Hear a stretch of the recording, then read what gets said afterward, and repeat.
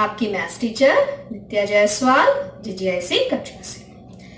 आज मैं आपको क्लास 11th में सेट थ्योरी में जो पढ़ा रही हूँ उसी के कंटिन्यूएशन में शुरुआत करूँगी। अभी तक मैंने आपको क्या बताया, डिसजॉइंट सेट बताया, सबसेट बताए, प्रॉपर सबसेट बताया और सेट की डेफिनेशन तो मैं शुरू से बताती ही चली आ रही हूँ।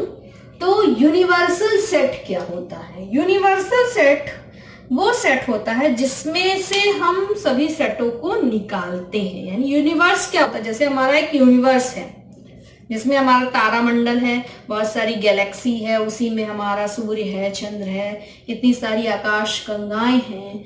तो एक यूनिवर्स के अंदर है। यानी हम जब सेट की बात करेंगे तो उसमें से एक जो सेट निकालेंगे तो वो किसका एक हिस्सा होगा? यूनिवर्सल सेट का हिस्सा होगा। ठीक है। अब दूसरी बात आती है कॉम्प्लीमेंट्री सेट या पूरक समुच्चय। इसको आप दोनों से, इंग्लिश से और हिंदी से, दोनों तरीके से याद रख सकते हैं। पूरक का मतलब क्या होता है? ये पूरक हम कहते हैं कि पूरक, हम एक दूसरे के पूरक हैं। जैसे एक नॉर्मल लैंग्वेज में कहा जाता है कि husband and wife both are complement to each other in every life. यानी हर एक जीवन के लिए पति पत्नी एक दूसरे के पूरक होते हैं। ठीक है ना? यानी एक जिंदगी में पति पत्नी एक दूसरे के पूरक होते हैं। यानी एक हस्बैंड है, वो उसके पास मेल की प्रॉपर्टी है और एक वाइफ है, उसके पास फीमेल की प्रॉपर्टी है। जब हम उस किसी भी सेट में फीमेल के बारे में बात करेंगे तो ये मेल क्या होगा? उसका कॉम्प्लीमेंट्री पार्ट हो जाएगा, यानी पूरक हिस्सा हो जाएगा। अगर हम मेल की बात करेंगे तो वो क्या हो जाएगा? फीमेल उसकी कॉम्प्लीमेंट्री की बात हो जाएगी। देखिए इसको एग्जाम्पल से कैसे समझते हैं। देखो, अगर हमारे पास एक सेट, यूनिवर्सल सेट मान लिया 1 2 3 4 5 6 7 8 9 और 10 है। ठीक, एक सेट ले लिया 1 2 3 5। ठीक, तो इसमें क्या है? यूनिवर्सल सेट से हमें उस सेट को निकाल देना है। यानी 1 कट गया, 2 कट गया, 3 कट गया, 5 कट गया, तो क्या हो जाएगा? 4 4 6 7 8 9 और 10 हो गया। ठीक है, तो हम लोग इसको एक दूसरे का पूरक कहते हैं। यानी कॉम्प्लीमेंट है, कॉम्प्लीमेंट्री है, तो यहां पर सी, और इसको हम लोग ए डैश से भी दिखाते हैं। यानी पूरक समुच्चय डैश के रूप में भी आता है और सी में भी लिखा जाता है। तो कैसे निकालेंगे कि उस सेट को यूनिवर्सल सेट में से निकाल देंगे, जो आंसर आएगा वही आपका क्या कहलाएगा? कॉम्प्लीमेंट्री एंगल कहलाएगा। ठीक है, नेक्स्ट आपका आता है डिफरेंस सेट, यानी अंतर समुच्चय। डिफरेंस को हिंदी में क्या कहते हैं? अंतर समुच्चय। ठीक, अब देखो डिफरेंस, डिफरेंस का मतलब कैसे हम लोग एक कॉमन लैंग्वेज में कैसे यूज करेंगे।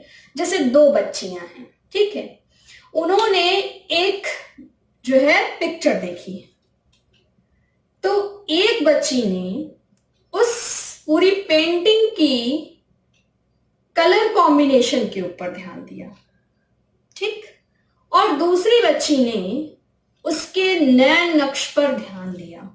ठीक है, तो क्या दोनों के व्यूज क्या हैं? अलग अलग हैं। अगर एक लड़की है, जैसे कि पहले से ही मैं स्टार्ट आपको बता रही थी कि एक बच्ची निकिता और एक बच्ची निमिषा थी। इस बच्ची ने एक, दोनों लोगों ने, एक यहां पर फिगर है, एक ने कलर पर ध्यान दिया और एक ने उसके स्ट्रक्चर पर ध्यान दिया। तो ठीक है, तो दोनों के व्यूज क्या है, डिफरेंट है। इनके व्यूज अलग हैं, इनके व्यूज अलग है। ठीक, अगर एक व्यक्ति आता है, मान लीजिए एक कोई पेंटर आया, इसको सेट हम ए मान लें और इसको सेट बी मान लें, क्योंकि हम सेट में भी चलते चले आएंगे तो आपको एक रिलेशन मिलता चला आएगा। एक पेंटर आया, उसने प्रेफरेंस दी इस कलर को, यानी किसकी बातों को उसने आगे रखा, निकिता यानी सेट ए को।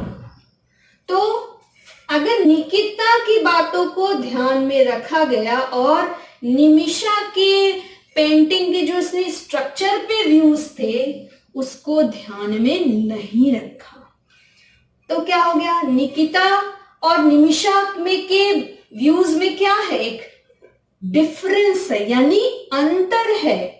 तो अगर जो पेंटर आया है, यानी जो पेंटर क्या है, वो एक जज के रूप में, उसने केवल कलर के ऊपर ध्यान दिया है, तो किसको वो आगे रखेगा, निकिता को आगे रखेगा, निमिषा को पीछे छोड़, निमिषा के व्यूज को हटा देगा। यानी ए माइनस बी क्या होती है, इसको देखो कैसे लिखते हैं। इसमें मान लो ऐसे एलिमेंट हैं जो कि ए में बिलोंग करते हो और बी में बिल्कुल भी बिलोंग नहीं, डज नॉट बिलोंग करते। ठीक है, तो ए माइनस बी यानी जो आगे है केवल उसी की बात मानी जाएगी और बी है उसकी बात नहीं मानी जाएगी। ठीक है बच्चों, अब देखो, अब आया एक ऐसा जज आया जिसने उस पेंटिंग के स्ट्रक्चर के बारे पर बात की, ना कि उसके कलर पर। यानी उसने किसके व्यू को ध्यान में रखा, निमिषा के, उसको आगे रखा, यानी बी में से ए निकाला। किसकी बातों को ध्यान में रखा, x such that x belongs to b and x does not belongs to a। ठीक है, ये कॉन्सेप्ट है, उस कॉन्सेप्ट का हम लोग यूज करके सेट में यूज करेंगे। ठीक है, चलिए ये एग्जांपल लेते हैं और उसको थोड़ी से कैसे समझेंगे कि अगर A सेट है, इसमें 1 2 3 4 एलिमेंट है और B में 4 5 6 7 है, तो हमें A माइनस बी निकालना है। ठीक, हमने क्या डेफिनेशन बताई A माइनस बी की, कि ऐसे एलिमेंट जो A में हो और B में ना हो। पहले दोनों में कॉमन एलिमेंट हटा लेते हैं। देखो कॉमन एलिमेंट 4 और 4 है, इसको हटा दिया तो क्या बचा 1 2 3। केवल हमें A की बात को, यानी जो आगे लिखा है उसी की बात को ध्यान में रखना है। इसी तरह से B माइनस A है, तो जो B में हो A में ना हो। ठीक, तो दोनों में कॉमन है, उसको हटा दो। B आगे लिखा है तो B के सेट के एलिमेंट को रख देंगे। ठीक है, ओके।